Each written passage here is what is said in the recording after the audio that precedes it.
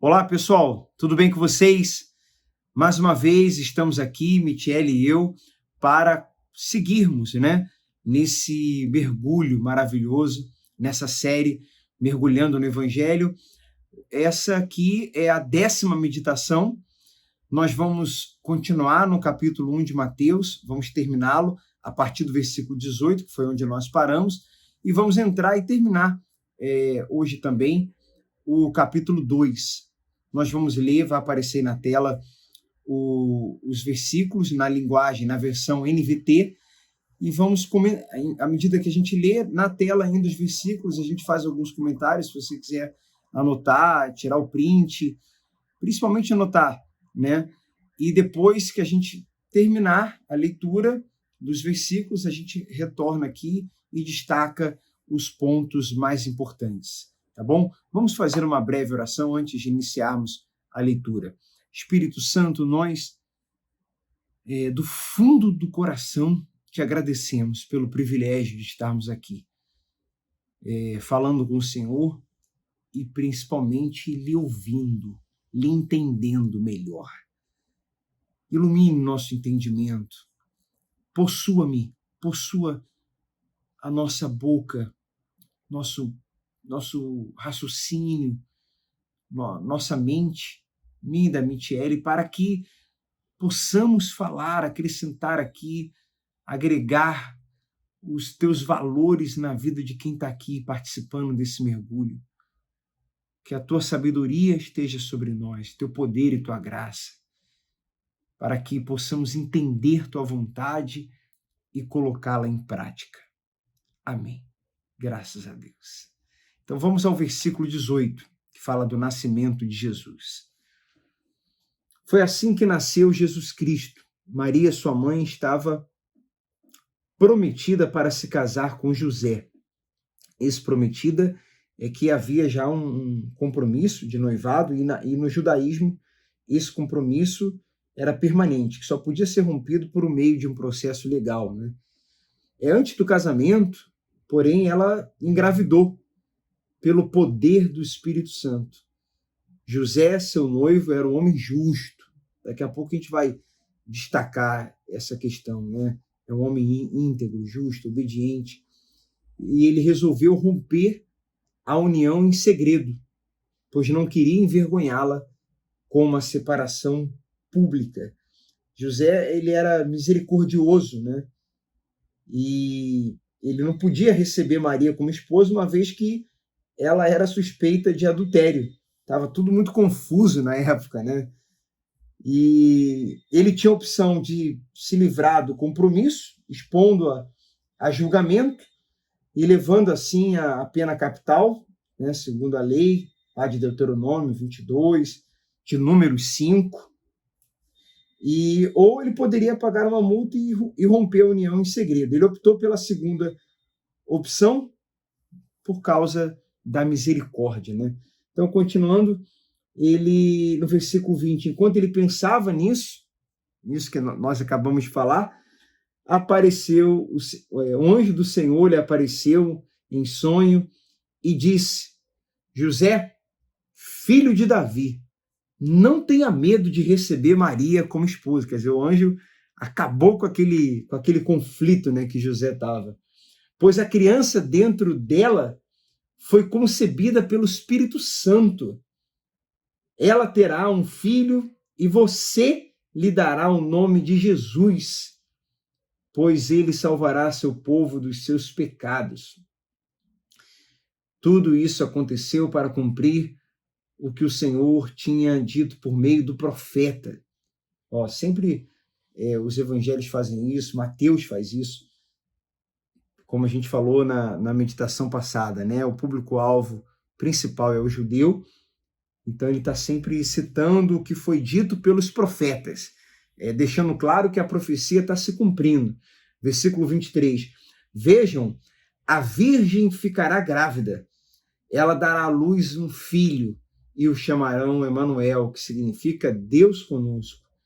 Quando José acordou, fez o que o anjo do Senhor lhe havia ordenado e recebeu Maria como esposa. No entanto, não teve relações com ela até o menino nascer. E lhe deu o nome de Jesus. Que bacana, né? O nascimento de Jesus, o rei entre nós, o Deus encarnado, a graça vindo para nos redimir. Nós vamos destacar aqui essa, assim como, na verdade, o próprio capítulo destaca, né, o capítulo 1, esses versículos que nós lemos, essa justiça, essa obediência, essa misericórdia que José teve. Então, aparece aí na tela, vou pedir para a Michele ler algumas características desse homem justo chamado José. José era um homem justo, obediente à lei, misericordioso. Ela poderia, no caso Maria, ser apedrejada. Um homem prudente, enquanto ele refletia sobre isso, ou seja, não agia por impulso. Um homem obediente, ele fez como o anjo havia dito, mesmo sendo algo ilógico. Um homem santo não teve relações com Maria até que ela deu à luz. É isso aí. Santo no sentido de separado, né? Ele se separou, eles se separaram até o casamento. Bem, Maria também, né? Maria também foi agraciada, né? E como foi?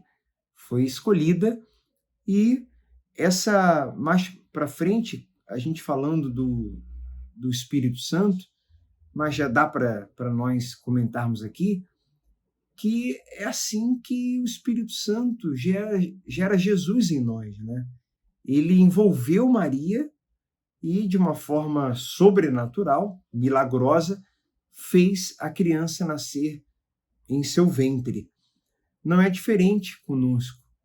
Daqui a pouquinho a gente vai ler no capítulo 2, vamos falar do batismo nas águas, e a gente vai entrar nessa questão, né, do Espírito Santo, que a partir do momento que a pessoa se rende, se entrega, morre para si, essa pessoa é envolvida pelo Espírito Santo do mesmo jeito que a Maria foi. A gente já volta nisso aí, já fala sobre isso. Vamos então entrar agora no capítulo 2 de Mateus. Vamos ler os versículos juntos. Vou pedir para que a Michele leia aqui os primeiros versículos. Jesus nasceu em Belém, na Judéia, durante o reinado de Herodes. Por esse tempo, alguns sábios das terras do Oriente chegaram a Jerusalém e perguntaram: onde está o recém-nascido, rei dos judeus? Vimos sua estrela no Oriente e viemos adorá-lo. Ao ouvir isso, o rei Herodes ficou perturbado, e com ele todo o povo de Jerusalém. Reuniu os principais sacerdotes e os mestres da lei e lhes perguntou: onde nascerá o Cristo? E eles responderam: em Belém, da Judéia, pois assim escreveu o profeta. E você, Belém, na terra de Judá, não é a menor entre as principais cidades de Judá. Quer dizer, o nascimento de Jesus significa o rei do reino vindo para a história, né? E os sinais que Deus estava dando eram sinais por meio da escritura, da escritura sagrada, que ele foi revelando para o povo judeu ao longo de toda a formação do povo de Israel. Mas os judeus não conseguiam ler esses sinais. Esses magos, né?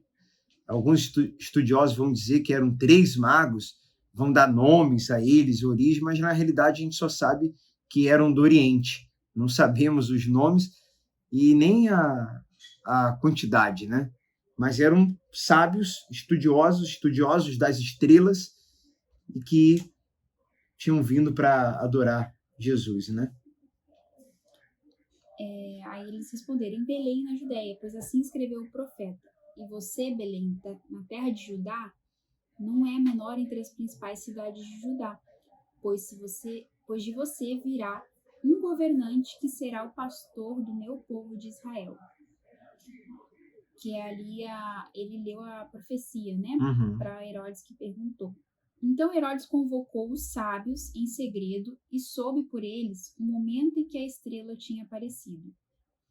Vão a Belém e procurem o menino com atenção, disse ele. Quando o encontrarem, voltem e digam-me para que eu vá e também o adore. Após a conversa com o rei, os sábios seguiram seu caminho guiados pela estrela que tinham visto no Oriente. Ela ia diante deles até que parou acima do lugar Só um onde o detalhe, menino estava. só um detalhe aí. É uma dissimulação isso aí, né? De Herodes. Isso, ali ele vai dizer aqui na frente que ele já ficou, porque ele ficou, tá escrito aqui, né? Que Antes falou já que ele tinha ficou ficado perturbado.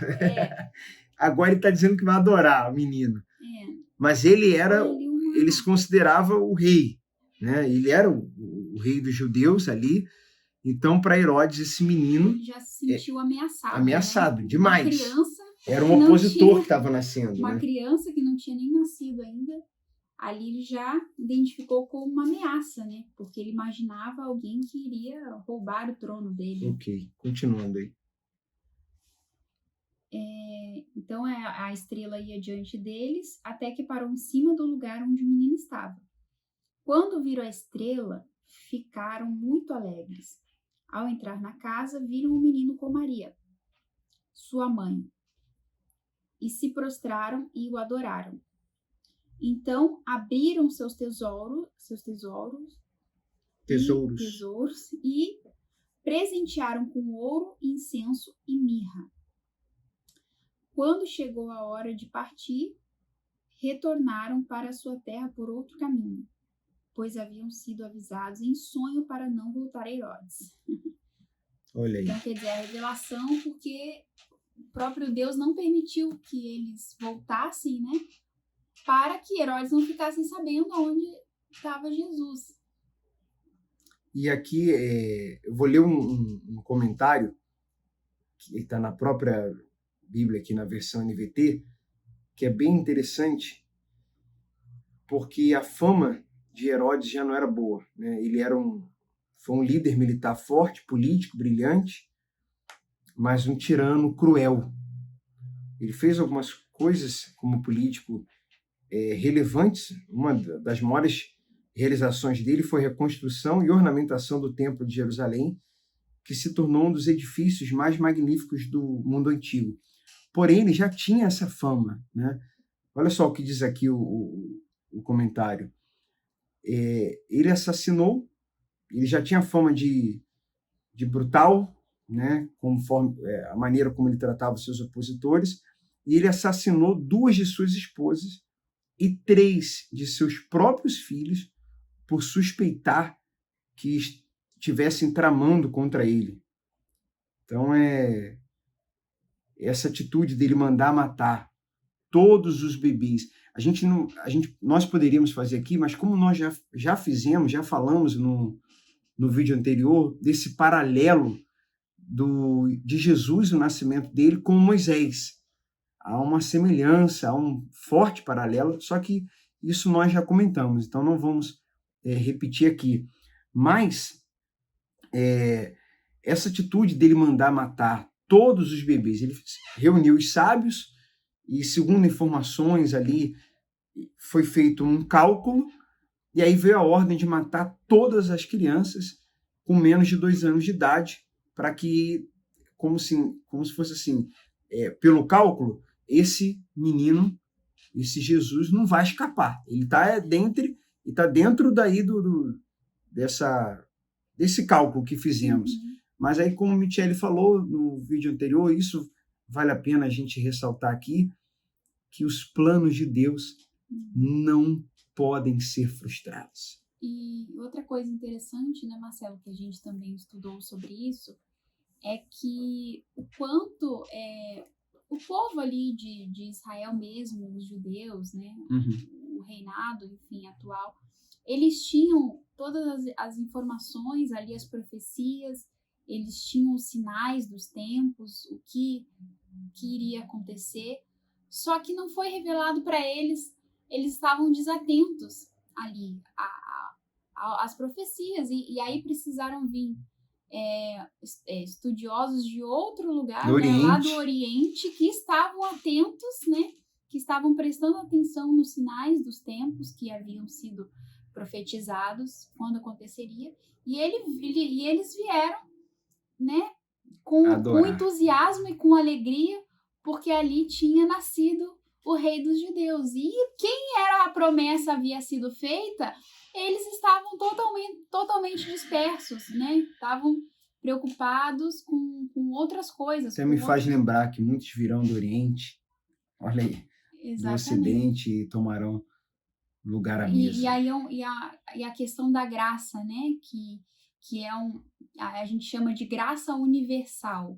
Ela não se dá exclusivamente àqueles conhecedores da palavra, da Bíblia, da letra em si, mas também daqueles sinceros, né? Que carregam dentro de si a verdadeira adoração, né?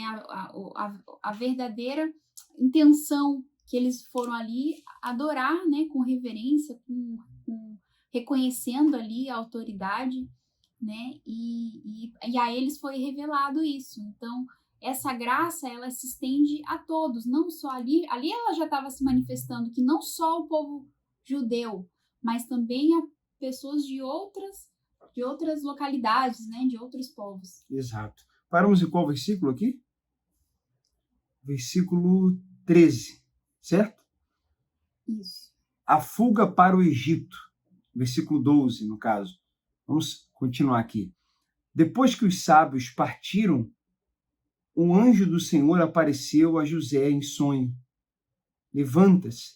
Essa parte aqui é que ressalta o que nós falamos do plano de Deus não poder ser frustrado, e esse paralelo com José. Fuja para o Egito com o menino e sua mãe.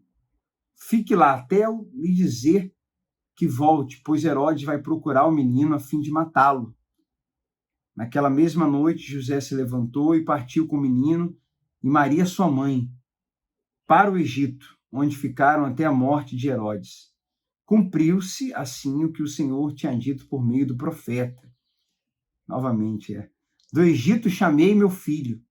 Quando Herodes se deu conta de que os sábios o haviam enganado, ficou furioso e enviou soldados para matar todos os meninos de 2 anos para baixo em Belém e seus arredores, tomando por base o relato dos sábios acerca da primeira aparição da estrela, quer dizer, aquilo que falamos, né? Já falamos. Com isso cumpriu-se o que foi dito por meio do profeta Jeremias. Ouviu-se um clamor em Ramá, choro e grande lamentação. Raquel chora por seus filhos e se recusa a ser consolada, pois eles já não existem. E no versículo 19, a volta para Israel, quando Herodes morreu, o anjo do Senhor apareceu, um sonho a José no Egito.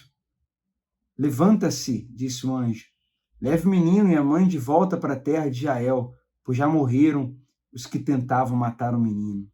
Versículo 21. Então José se levantou e se preparou para voltar à terra de Israel com o menino e sua mãe.